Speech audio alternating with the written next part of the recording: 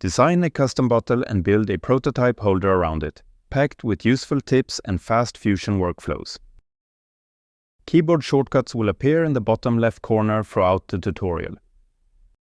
To get started, activate Scripts and Add-ins and run your bottle script. A fully modeled bottle will instantly appear in a new component on your Fusion canvas, with all scripted actions neatly shown in the timeline. This bottle design works well for this tutorial, but if you'd like to make changes, just revisit the sketch or any other feature in your parametric Fusion timeline and adjust as needed. Switch to the main component before starting your next one, where you'll create the bottle holder. Keeping the bottle and the holder in separate components has several advantages. One of the biggest is easier editing. Each design stays organized in its own parametric timeline. We're using a top-down design approach in this project, building the bottle holder in place around the bottle. Use the Surface Modeling Offset command to create a new surface offset 3 mm from the bottle. This gives you a base to work from and leaves enough margin for the bottle to fit inside. Create the surface, then toggle off the visibility of the bottle. You won't need it for the next steps.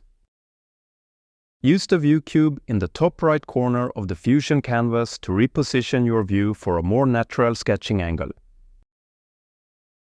Start the sketch on the vertical construction plane facing you. Press and hold the mouse wheel to pan and fine-tune your view before sketching. You don't need to use my exact dimensions or sketch design. This is just an example. Start by sketching a regular line through the center of your model. This line is for reference only, so convert it to a construction line. Next, draw another line starting at the midpoint of the construction line. Fusion will snap to this point automatically. Once the line is placed, offset it by 10 mm. Repeat the same workflow below your model. Create a line, then offset another so the second line becomes linked to the first. You'll soon see the benefits of placing these lines below the model. Now, create a Fit Point Spline and make a rough sketch. It doesn't need to be perfect. Just get the general shape down. You can refine it by moving the control points and adjusting the green handles after placing it. A good rule when working with Fit Point Splines is to keep the number of points to a minimum. Splines offer a lot of flexibility, and using fewer control points keeps your model lighter, makes the modeling process smoother, and leads to better results as you get more comfortable with the tool. Don't spend too much time perfecting the spline. You'll need to see it in 3D to judge the shape anyway. Offset the spline by -10 mm to create a second one linked to the first. This way, when you move control points or adjust the green handles, both splines stay connected.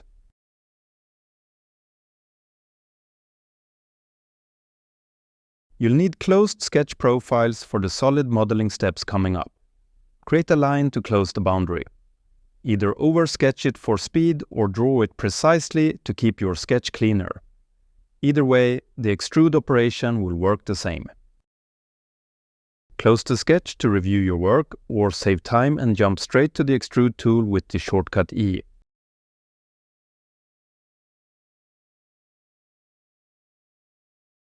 Select your closed sketch profiles and over-extrude the solid so it captures any future changes to the bottle's shape.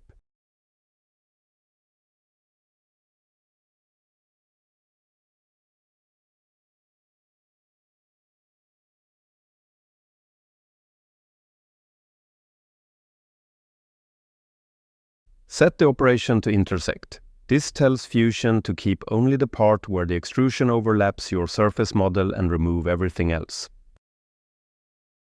A good way to speed up your learning is to think a few steps ahead.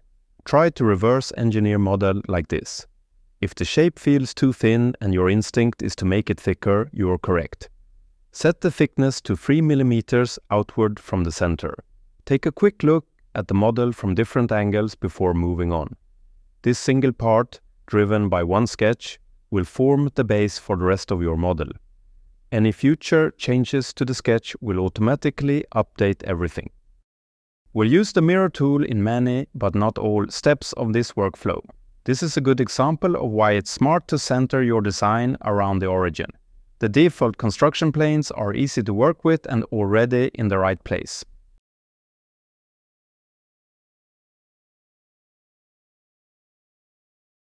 Set the mirror operation to join so the mirrored bodies merge into one. Once you have two joined bodies facing each other, use the Move Copy command. Set the model center as the pivot point and rotate the joined body 90 degrees.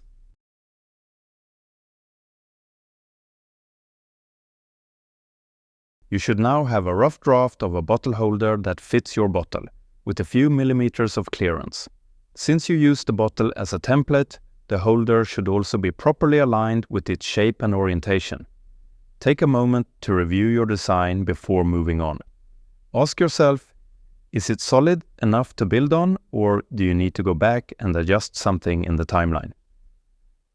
It's better to make changes now before we start working on the back of the holder, which is where we'll add features to mount it to a bike frame or a similar surface. Continue using your top-down design approach by creating a connection between your current solid model and the next steps. Start by projecting key parts of your model onto a selected construction plane. You'll recognize the projected geometry by its purple sketch lines.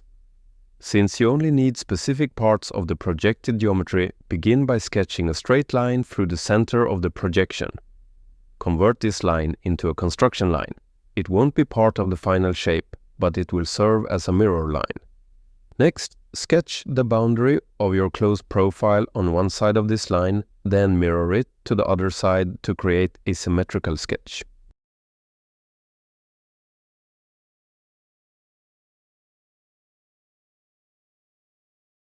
As is often the case, when using a fast workflow like oversketching, you'll end up with some excess geometry.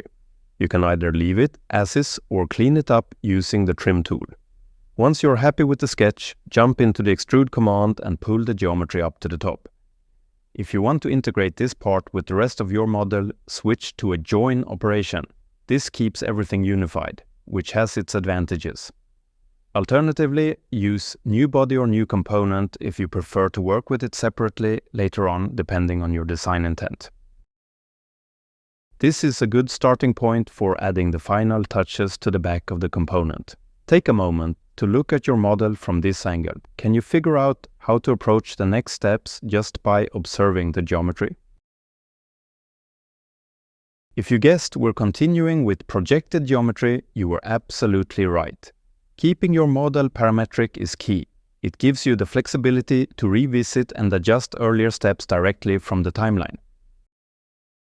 Start by projecting the latest part of your model onto the selected face.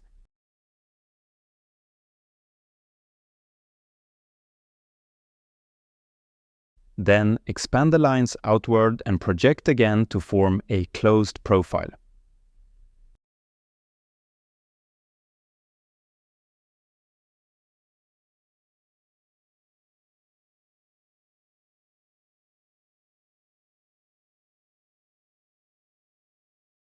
This time I'm leaving the extra sketch lines as they are, but feel free to clean them up if you prefer a tidier sketch. Next, extrude your new profile. Use the back edge of your projected geometry as a reference for both the depth and length of your extrusion. Next, we'll use the Extrude tool a couple of times. First, use an extrude join to bring everything together into one solid body.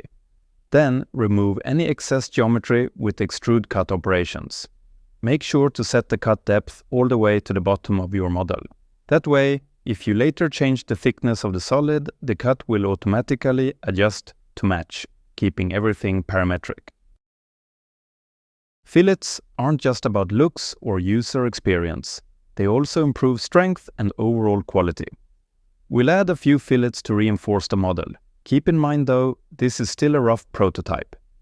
The final strength and durability will depend on several other factors beyond the scope of this tutorial. You can keep exploring fillets on other parts of your model now that you've got the concept. But for this tutorial, we'll move on and start working on the back, where we'll attach the bottle holder. You can't sketch directly on the back of the holder because of its curved shape. Fortunately, there's a simple workaround: add a tangent plane. This will place a sketch plane exactly tangent to the curved back edge of your bottle holder. Create a new sketch on the tangent plane you just added. Adjust your view so you're looking straight at the model from a central position. It'll make sketching easier and more precise. For this step, use the Center Point Slot tool. It's simple to use and easy to adjust.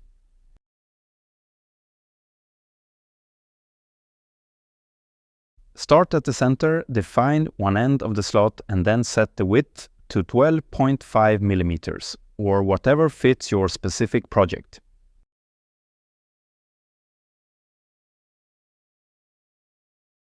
You can reposition the slot joint by dragging it, and of course, you can add dimensions and constraints if you want to fully define the sketch.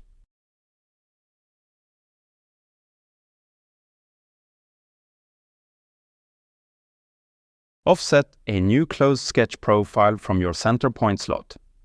If you're following along with my dimensions, set the offset distance to minus 2.5 millimeters. You should now have two closed slot profiles. Start by extruding the outer profile minus 2 millimeters.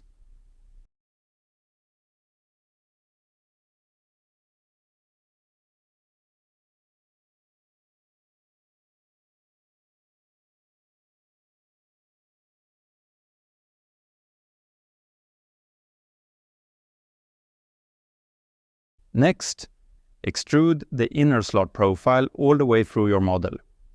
If you can't select it, your sketch may have been automatically hidden after the last extrude. Just turn sketches back on in the browser to make it visible. Instead of extruding to a specific face, which can be tricky when dealing with curved surfaces, you can simply over-extrude the profile. This ensures it cuts all the way through, even if you go back and make changes to the model's thickness later on. It's a safe and flexible option for maintaining parametric behavior. Let's take a quick look at the thickness using the Inspect tool before moving on. If you don't see it in the Design Shortcuts menu, you can find it in the toolbar. The distance comes out to just over 1 millimeter, so let's adjust that extrusion before we continue. Instead of creating a new extrusion, which would add another step to your timeline, a better workflow is to edit the original extrude. This keeps your timeline cleaner and easier to manage. Let's wrap up the project with some tips, some reflections, and some appearances. Since we used the join operation a lot, everything in the bottle holder is combined into one body in one component, while the bottle remains a separate component. This setup works well if you want to move forward and work with assemblies later. For appearances, a glossy red finish creates a nice contrast against the green bottle. Why not try rendering your project and see how it looks? If you found this tutorial helpful, please leave a like, comment, or a super thanks, and consider subscribing to the channel. Every bit of support helps my YouTube channel grow and keeps me motivated. If you enjoyed this, I'm sure you'll love the honeycomb or vase tutorials linked at the end. They've received tons of likes and positive feedback. Well done completing this project, and I'll see you soon in the next Fusion video.